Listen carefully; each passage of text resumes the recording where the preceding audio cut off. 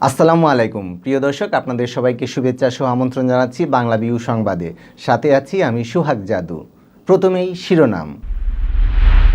Corona virus সংক্রমণ রোধে সিলেট বিভাগের মাঠে নেমেছে সেনাবাহিনীর ৪১টি টিম। রাস্তায় রাস্তায় টহলে র্যাব পুলিশ। প্রধানমন্ত্রী শেখ হাসিনার নির্দেশে কর্মবিরতি ভঙ্গ করে কাজে ফিরেছেন সিলেটের চা শ্রমিকরা। অচল অবস্থা কেটেছে বাগানে। অসহায়দের সাহায্যার্থে সিলেট সিটি কর্পোরেশনের খাদ্য ফান্ডে ১ লাখ টাকা অনুদান দিলেন বিএনপি চেয়ারপারসন খালেদা জিয়া। আরিফের কৃতজ্ঞতা। করোনা ভাইরাসে দেশে গত ২৪ ঘন্টায় আক্রান্ত হয়েছেন আরও ২ জন, নতুন করে মারা যাননি কেউ। করোনা ভাইরাস আক্রান্ত সন্দেহভাজন ৪ রোগীর চিকিৎসা চলছে সিলেটের শহীদ শামসুদ্দিন হাসপাতালে। একজনের অবস্থা আশঙ্কাজনক। সিলেটের দক্ষিণ সুরমা ও কোম্পানিগঞ্জে সড়ক দুর্ঘটনায় প্রাণ হারিয়েছেন ২ ব্যক্তি। এতক্ষণ শুনছিলেন শিরোনাম, এবার বিস্তারিত। করোনা ভাইরাস সংক্রমণ রোধে স্টে হোম নির্দেশনা বাস্তবায়ন ও জনসচেতনতা সৃষ্টির লক্ষ্যে সিলেট বিভাগে সেনাবাহিনীর ৪১টি টিম মাঠে নেমেছে।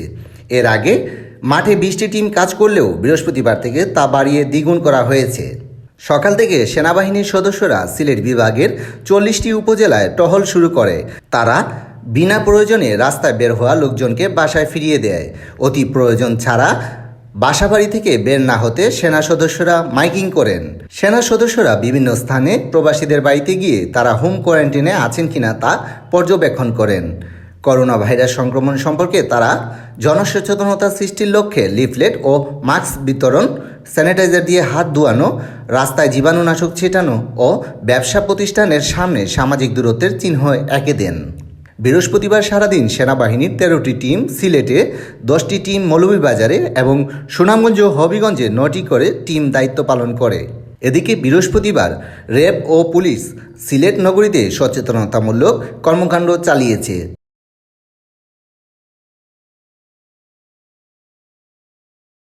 প্রধানমন্ত্রী শেখ হাসিনার নির্দেশে কর্মবিরতি ভঙ্গ করে কাজে ফিরেছেন সিলেটের চা শ্রমিকরা। বৃহস্পতিবার থেকে তারা কাজে যোগদান করেছেন, ফলে চা বাগানগুলোর অচলাবস্থা কেটেছে। করোনা ভাইরাস সংক্রমণে সারা দেশে স্টে হোম ঘোষণার পর চা শ্রমিকরাও ছুটির দাবি জানান, কিন্তু শ্রম অধিদপ্তরের নির্দেশনায় বাগানগুলো চালু রাখায় গত সোমবার থেকে কর্মবিরতিতে যান সিলেটের ২৭টি বাগানের শ্রমিকরা। সিলেট বিভাগের অন্যান্য বাগানগুলোতেও শ্রমিকরা ছুটির দাবিতে আন্দোলন শুরু করেন। গত মঙ্গলবার ভিডিও কনফারেন্সে কথা বলার সময় সিলেট জেলা প্রশাসক কাজী এমদাদুল ইসলাম প্রধানমন্ত্রী শেখ হাসিনাকে চা বাগান নিয়ে সৃষ্ট সংকটের বিষয়টি অবগত করেন। তখন প্রধানমন্ত্রী শেখ হাসিনা চা বাগান চালু রাখার সিদ্ধান্ত দিয়ে শ্রমিকদের নিরাপত্তা নিশ্চিতের নির্দেশ দেন। প্রধানমন্ত্রীর নির্দেশের পর বৃহস্পতিবার থেকে শ্রমিকরা বাগানে কাজে ফিরেছেন। করোনা ভাইরাস সংক্রমণ ঠেকাতে গড়বন্দি অসহায় মানুষদের সাহায্যার্থে সিলেট সিটি কর্পোরেশনের পক্ষ থেকে গঠন করা হয়েছে খাদ্য ফান্ড। এই ফান্ডে ১ লাখ টাকা অনুদান দিয়েছেন বিএনপি চেয়ারপারসন খালেদা জিয়া। বৃহস্পতিবার দুপুরে খালেদা জিয়ার উপদেষ্টা ডক্টর এনামুল হক চৌধুরী গণভবনে এসে মেয়র আরিফুল হক চৌধুরীর কাছে অনুদানের চেক হস্তান্তর করেন। বৈশ্বিক এই সংকটময় মুহূর্তে সিলেটের অসহায় মানুষের পাশে দাঁড়ানোয় খালেদা জিয়ার প্রতি কৃতজ্ঞতা জানান মেয়র আরিফুল হক চৌধুরী। এদিকে বিএনপির চেয়ারপারসন খালেদা জিয়ার আরেক উপদেষ্টা সিলেট মহানগর বিএনপির সাবেক সভাপতি হক সিটি কর্পোরেশনের খাদ্য ফান্ডে ১ লাখ টাকা অনুদান দেন। মহামারী করোনা ভাইরাসে দেশে গত ২৪ ঘন্টায় আরও ২ জন আক্রান্ত হয়েছেন। এ নিয়ে মোট আক্রান্তের সংখ্যা দাঁড়িয়েছে ৫৬ জনে। তবে করোনা আক্রান্ত হয়ে নতুন করে আর কেউ মারা যাননি। বৃহস্পতিবার দুপুরে করোনা ভাইরাস সংক্রান্ত অনলাইন ব্রিফিংয়ে এ তথ্য জানান স্বাস্থ্য অধিদপ্তরের MIS শাখার পরিচালক ডক্টর মোহাম্মদ হাবিবুর রহমান। ব্রিফিংয়ে বলা হয়, গত ২৪ ঘন্টায় আরও ১৪১ জনের নমুনা পরীক্ষা করা হয়েছে। এদের মধ্যে ২ জনের শরীরে করোনা ভাইরাস আছে বলে শনাক্ত হয়েছে। ফলে করোনায় আক্রান্তদের সংখ্যা দাঁড়িয়েছে ৫৬ জনে। তবে নতুন করে কারো মৃত্যু হয়নি। ডক্টর হাবিবুর রহমান বলেন, রাজধানী সহ সারা দেশে PCR মেশিনের মাধ্যমে ল্যাবরেটরিতে নমুনা পরীক্ষা কেন্দ্রের সংখ্যা বাড়ানো হয়েছে। ঢাকায় ৬টি এবং ঢাকার বাইরে 4টি প্রতিষ্ঠানে ইতিমধ্যেই নমুনা পরীক্ষা শুরু হয়েছে। আরও কিছু প্রতিষ্ঠানে নমুনা পরীক্ষা করার জন্য প্রয়োজনীয় PCR মেশিন স্থাপনের কাজ চলছে। খুব শীঘ্রই এগুলোতে কাজ শুরু হবে। করোনা ভাইরাস আক্রান্ত সন্দেহভাজন 4 রোগীর চিকিৎসা চলছে সিলেট শহীদ শামসুদ্দিন আহমদ হাসপাতালে। এর মধ্যে 2 জনের নমুনা ঢাকায় পাঠানো হয়েছে। এছাড়া গত 24 ঘন্টায় সিলেট বিভাগে আরও 19 জনকে পাঠানো হয়েছে হোম কোয়ারেন্টিনে। শহীদ শামসুদ্দিন আহমদ হাসপাতালের কোয়ারেন্টিনে চিকিৎসাধীন 4 জনের মধ্যে একজনের অবস্থা কিছুটা আশঙ্কাজনক বলে জানিয়েছেন চিকিৎসকরা। বাকি 3 জনের শারীরিক অবস্থা স্থিতিশীল। যে 2 জনের নমুনা ঢাকায় পাঠানো হয়েছে শুক্রবার তাদের রিপোর্ট আসার কথা রয়েছে। রিপোর্ট আসলে বোঝা যাবে তারা করোনা ভাইরাস আক্রান্ত কিনা।